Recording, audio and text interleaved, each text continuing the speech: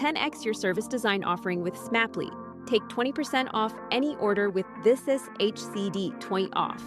Let's superpower you and your design team's potential. Sign up at smapply.app. Enjoy the episode from your friends at Smapply, helping support This Is HCD podcast. Hey folks, and welcome back to another episode of This Is HCD. In this episode, I sit down with Tanuj Shah, a UX entrepreneur and founder of Build UX, a platform that's redefining how designers create personas, journey maps, and other key UX artifacts. We talk a lot about the broken UX process in many organizations and the challenges of tool overload and how BuildUX.com is streamlining research and design workflows with automation and collaboration. If you've ever struggled with slow UX documentation or scattered insights or even getting stakeholders aligned, this episode is just for you, because in it we cover why UX artifacts should be live, collaborative and integrated into product development. We talk about how tools like persona mapping, heuristic evaluation and feature prioritization can be automated. We talk about the risks of fast UX documentation and how to maintain research integrity. We talk about the future of UX tools, AI and workflow integrations. Now, if you're a UX designer, a researcher or product leader, you don't want to miss this episode. It's fantastic. Now also check out the BuildUX.com website, and there's a link below for special discounts for BuildUX, especially for listeners of this podcast. It's a great one. Let's jump straight in.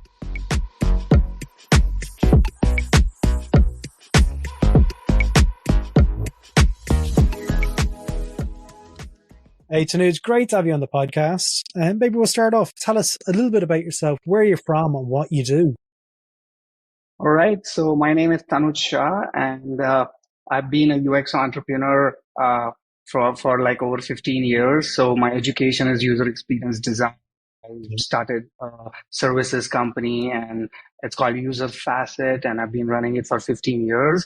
And that apart, recently I ventured into creating tools for user experience designers, and it's called Build UX.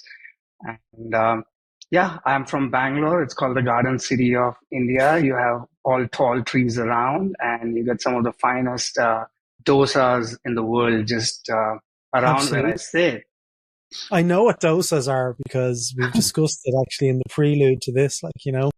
Dosas are rice. Is that right? Like a rice-based crepe? Correct. Yeah. Well, I'll have to take a trip to I'm into my food, as people can probably tell from my chubby cheeks and my big belly.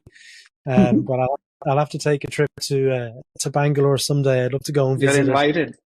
Yeah. Oh, there you go. All expenses paid as well. 100%. For the dosa at least. Yeah. Well, look, let's start off.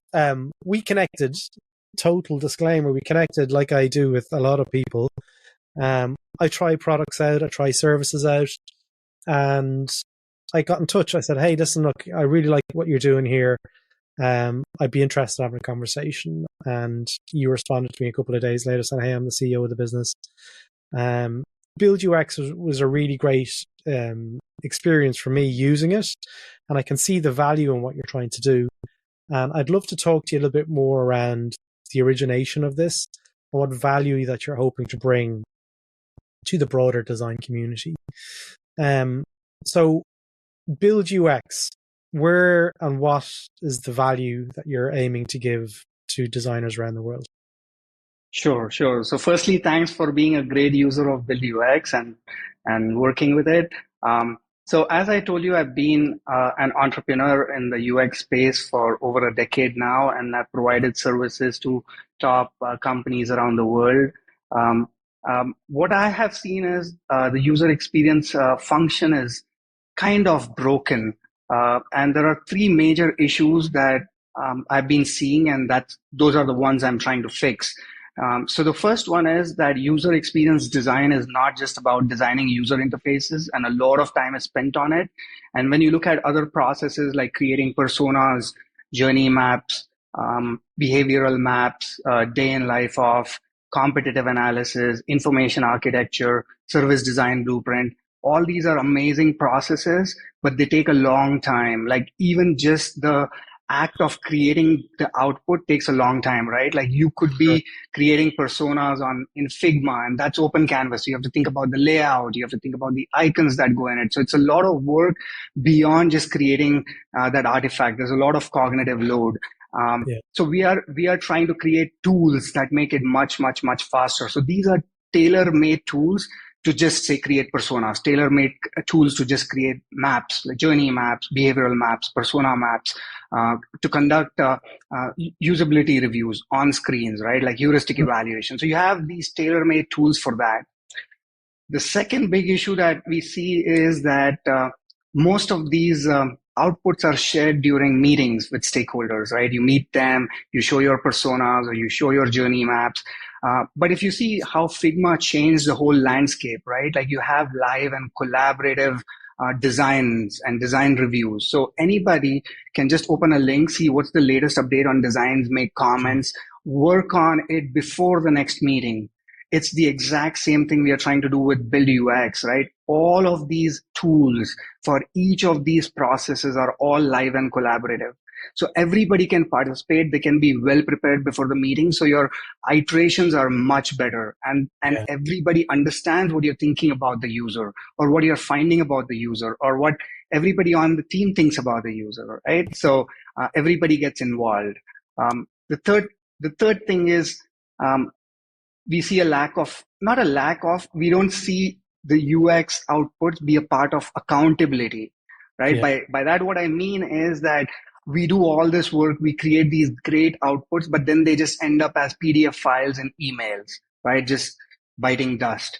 So what needs to happen is, in your product, if you ever, when you have a feature, you should be able to track it back, not just to the product roadmap. You should be able to track it back to user research or user understanding. It could be assumptions, it could be user understanding, whatever it is. You should be able to track it back to zero.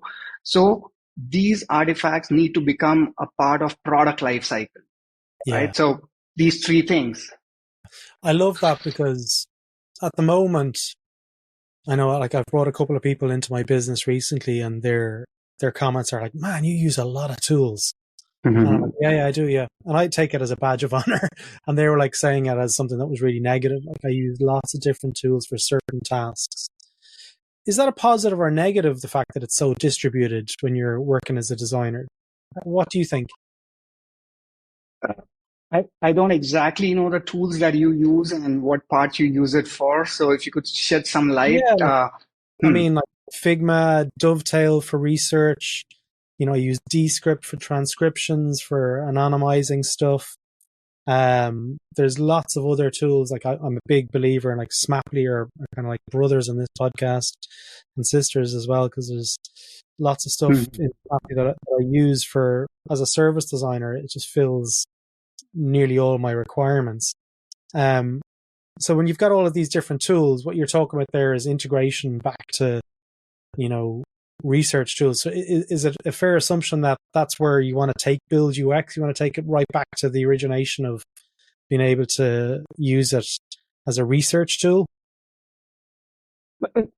So the first part, like, you know, you're using all of these tools and they're phenomenally good. They're solving one pain point at a time, right? Like you're doing your research in Dovetail, then you're using Descript for like, you know, the transcripts and so on and so forth, right?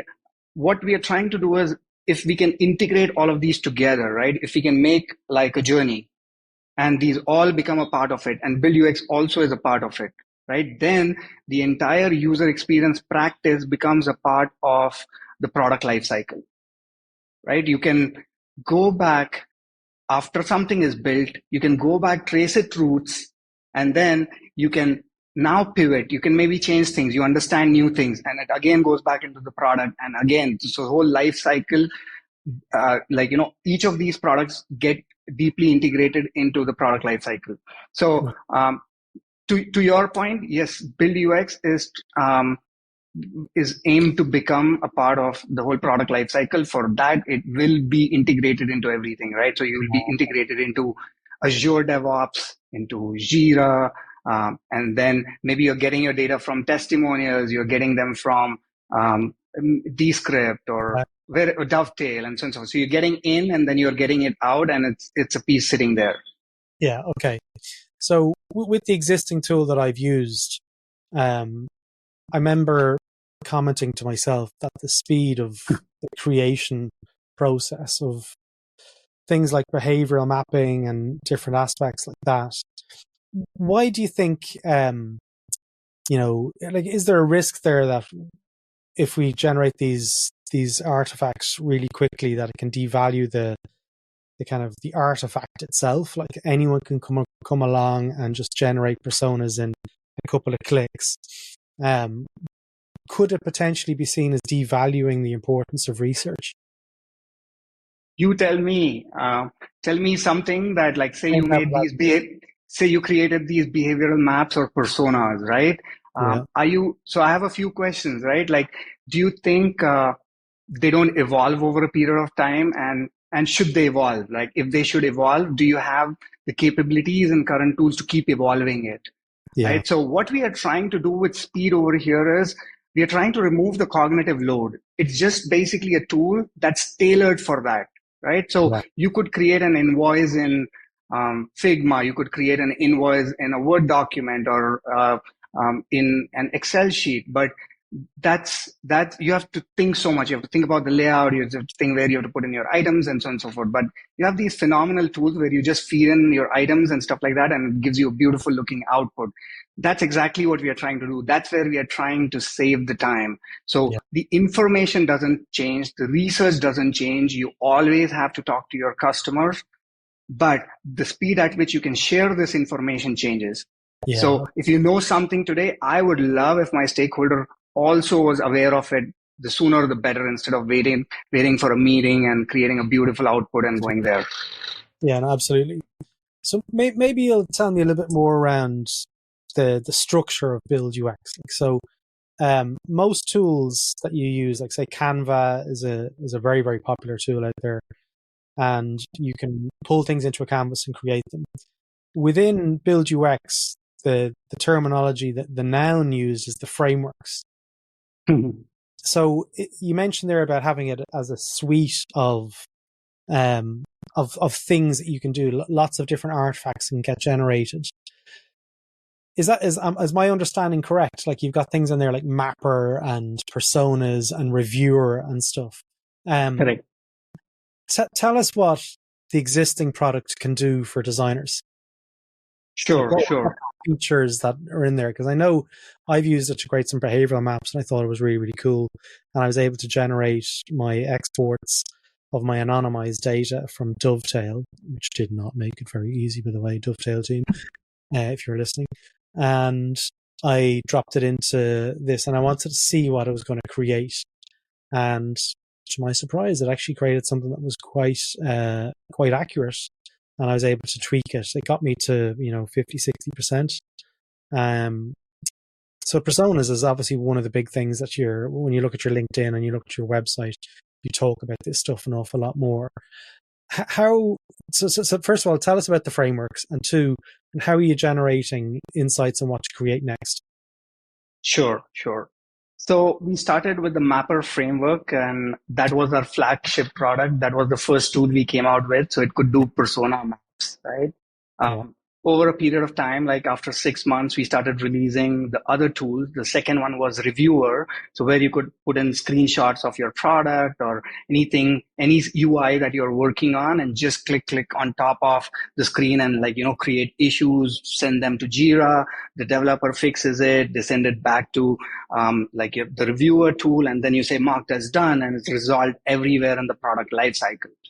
Right. So, and then came personas, right? Like, people said, oh, we can make beautiful persona maps, but still people want those long format documents with all the details in it and all the story behind every persona. So we came up with the persona framework. So you have these cards, you have goals, pain points. You can just move them just by dragging, and everything rearranges itself. So you never have to think about the layout. They're just cards, and they take a shape as you are building them. So there is not much thought in thinking about colors and the layout, etc. You have a long paragraph, it just makes it taller and it moves everything around and so on and so forth. And you have to add something in between. You don't have to destroy the thing. You just add something in between and the other things move around. So this is the third one. And then we have the red root matrix, which is about feature prioritization. So you put in all your features against the most used to the least used, and against most used by many and most used by few. And you have this matrix come up, a red root matrix for feature prioritization. So that's what we call as frameworks. And where we are headed is we are going to keep creating more and more and more of these frameworks, right? Like competitive analysis. So instead of having competitive analysis happen in 5 weeks, you just do it in a couple of minutes. Before you go for coffee, just say, these are the 10 websites I want to thoroughly study. And it brings in all the screenshots, does all the, heavy lifting, and then you're ready to start tweaking it as you want. Nice. Those kind of things. And apart from that, just one thing is that even when you look at Mapper or something, just one tool, we are trying to create a 360-degree ecosystem around it. By that, what I mean is you can import your transcripts.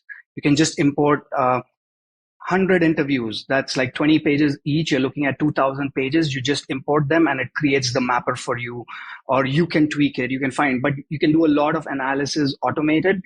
And then you can have personas. Like some companies have 450 personas, trust me. And you can just import them in one click and it creates all your personas and all the mappers with the data in it. Strictly restricted to the document you just inserted. Nothing from the internet. For each tool, we are trying to do a 360, and then you can select every particular attribute in a mapper or in a persona and say, hey, this needs to be built. So it goes forward into your DevOps, right? That kind of stuff. Okay. So I'm starting to get a full kind of picture of where we are going. Yeah, you're creating features for the entire UX process, so to speak. So like, different tools along the way, and you're helping digitize those and speed them up and integrate and so forth. Like pretty much as I was hoping it would be is kind of what it is, like, So how do you define the new initiatives that you create? Because it looks like you're creating stuff very quickly. Is that fair to say? Like you're churning. I think Red Root Matrix is a new thing, is it? Correct. I said that there the last time I logged in. Correct. And I'm logged in because I'm doing this interview. I haven't looked around and doing it. And Reviewer is new as well, is it? No, the Reviewer is the second one. So it was launched sometime like April or May last year in 2024. So it was the second one, and then we came up with personas towards the end of the year, and then around the same time was Red Root Matrix, or early 2025. Right. Very, very nice. So talk to me about new features, because big fans of friends of the podcast, Smapley, Mark, who I work with. Over the years, I've become like what's known as like a super user of the product, where I tell them all the time, this is not good, I like this, I don't like this. Is that something that you're weaving, that kind of quick feedback model into the process? I'd love to understand the origination of ideas and features that the team at Build UX are using to identify those new features of value for the customers. Sure. So we are UX professionals, and we know the importance of talking to customers. And so that's what we have been doing from the very beginning. It was open for UX professionals only. It was a beta release. We continued speaking with them. So after the initial release, right, like when we released, say, the mapper, or we released the reviewer, after that, nothing that's built into the product is without user feedback. Every single feature, right, like connecting it to Azure DevOps or Jira, or like importing transcripts, or this quantity of transcripts, all of that came in from the end users who have been using the tool. So as more and more people adopt more and more tools, we keep getting the feedback, and we keep pivoting the product or keep adding features based on what's being requested. Yeah. So what are people using? Like the UX community like, I guess I would have seen myself in the UX community maybe 10 or 15 years ago when it was starting to kind of bubble up. But like once it started getting more browser based, I kind of pulled out and I was starting working more in service design. But what are the main tools of a UX designer at the moment? Figma is obviously the one that everyone is just going to start shouting at their iPhones or their phones here. Gerry, it's a bloody Figma. But what are the other tools that they're using? Like, and you know, I'd love to understand that, and also who are your competitors? Sure. We see a lot of use of Dovetail. I think Dovetail is definitely coming up. We even in product management we see a lot of use of Miro. It was not the same. I in fact haven't used Miro in between just once for journey mapping. I had created a whole Miro board, but apart from that, not. I've not been using Miro, but a lot of customers now are on Miro. And likewise, as I said, Dovetail user interviews is the next closer one. And then there are these couple of new ones, but most of them are focusing on the UX research space, which is helping you understand your customer better. That's where a lot of new products are being seen, right? Like use of AI to understand your customer and stuff like that. We are in the phase after that, which is how do you create great outputs for whatever you want to create from your understanding? Do you want to create personas or journeys? Make them here, make them very, very fast over here, keep them live and collaborative. Yep. It's funny you say Miro. Miro did sponsor the podcast for like 6 months the year before last, and I've been over at their offices. And since then, like I was a huge user of Miro, and I still am. I love it. One of the things that I find it doesn't scale as nicely as some of the other tools. Like it's great for the low fidelity stuff, the great collaborations, and having a whiteboard shared space for dumping things on and creating alignment and stuff. But when you want to get further down the fidelity train, so to speak, it doesn't scale as nicely. Like it doesn't integrate. The maps don't speak to each other.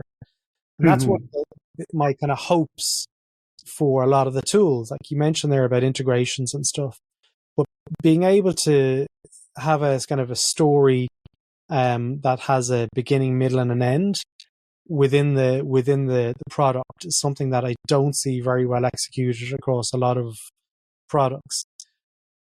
Looking at Build UX, is that in place at the moment? Like when you create personas, does it sit within, like if you change a persona's behavioral attributes, is that cascading into the other frameworks within the tool currently? No? 100%. It does as we speak. So if you created personas, what you do is when you have a mapper, you just say create mappers from these personas. Okay. And then the next time, say you change something in your personas, all you need to do is go back and regenerate it. Like it won't do it on itself. You just click regenerate. So it picks the latest data. So it's not overriding without you commanding it, but it's fully integrated. And that's how even the Red Root matrix is created. So the Red Root matrix is created based on the product features that are either in the mapper or in the personas. So you're choosing a persona set. You can create it from scratch or you can create it from mappers. Okay, I get it now. So I can see the value that this would give design teams. So like, again, folks, if you're listening to this podcast and you're like, Gerry, we're on our phones, we're out walking, we're out running, like, you know, like I encourage you to go and, you know, I think you do a free account, don't you? You can have a free account, you can click in and have a look. And you're also, you know, Tanuj hasn't mentioned, but he's given discounts to the listeners of the podcast where you can go in and get discounts and so forth. So check out the links below on that. But if you are listening along and you're trying to understand, when you get home, check out buildux.com and have a look at it. Like, you know, I guess that's Tanuj is on the podcast trying to promote Build UX. I'm a user of Build UX and trying to understand the future of it, because in my mind, and probably your minds as well, listeners, you want to know, is there a future in this product? Is this something that you could actually use to adopt in how you're currently working? What value could it give you? And I can see great value in tools like this, and Build UX has become part of my workflow over the last couple of weeks, and I'm really enjoy it. Like, you know, Tanuj, talk to me a little bit more around the Red Root Matrix, okay? Because I'll be honest with you, I've heard it. I don't really understand too much about what it is. I'd love to learn a little bit more while I'm on the call with you. Sure, sure. So firstly, thanks. Thanks for being a user again. So come, No problem. yeah. So coming to a red root matrix, right? So um, it's a 4 by 4 grid. So it's like Yeah. 16 quadrants, Yeah. right? And then in one dimension, what you have is the frequency of use. And in one dimension, you have how many people use it or how many personas use it, right? So you could have a feature Okay. like importing transcripts and build UX, Yeah. right? So you have this feature and say it's being used by everyone or it's being used by few. Say it's not being used by product managers, it's not being used by a couple of people, then it falls into the quadrant of used by few. But Yeah. used by few, how frequently? So is it still a very frequent activity? So then it would be on the top line, used Yeah. by few, but very frequently. So Okay. that's how you create a matrix. And now what you can do is for each of these product features, you can say what personas are using it. So you don't let it stay at the level of saying, oh, used by a few, but who few? We don't know who few, right? So, oh, it's being used by UX researchers, it's being Mhm. used by UX architects, and it's not, and so you can basically see the whole picture of what features, how frequently, used by who.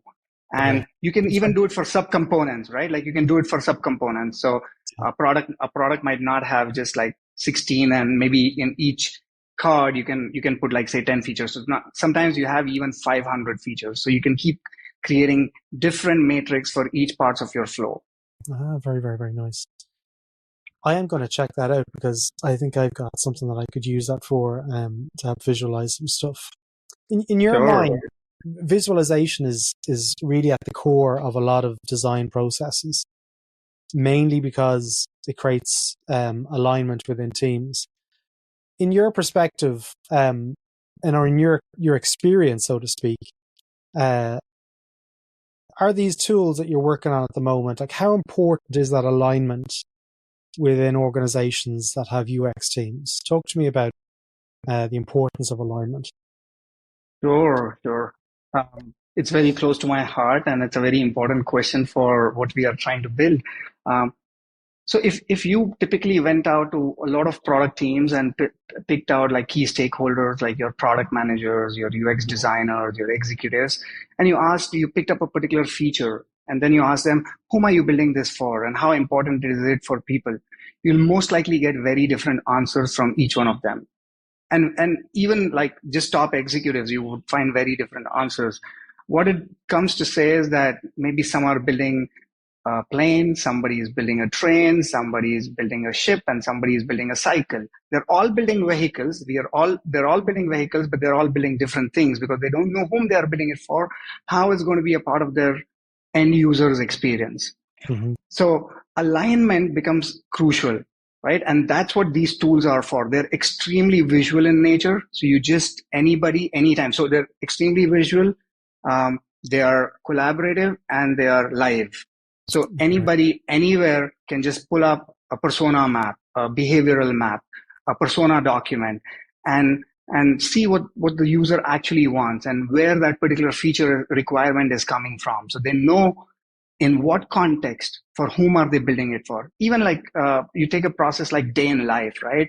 Yeah. These days most products don't I mean the top of line products get 2 to 3 hours usage every day, and most of the products get like a couple of minutes or maybe 30-40 minutes of usage a day. So if you don't know in what context at what time of the day is your product going to be a part of them, your marketing is going to be weak, your development is going to be weak, you're going to be spending time on features that are unnecessary and stuff like that.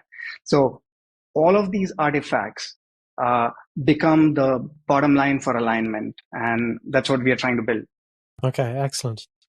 So look, Tanuj, you did mention like we've got some discounts. I'm going to put links to those into the show notes. Sure. If people want to follow you and ask questions, what's the best way for people to follow Tanuj Shah versus Build UX? We're going to put links to all the Build UX stuff in the descriptions. But what's the best way for people to get in touch with you? Sure. I'm fairly active on LinkedIn. Just search me, Tanuj Shah, and maybe just put Build UX along with it, and you'll easily find me.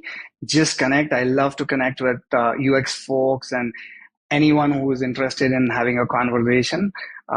So get in touch, and I would love to hear from you. Yeah. Absolutely, absolutely. I'll put links to those. Listen, look, Tanuj, thank you so much for your time. I know how busy you are with the team over there in Build UX in Bangalore.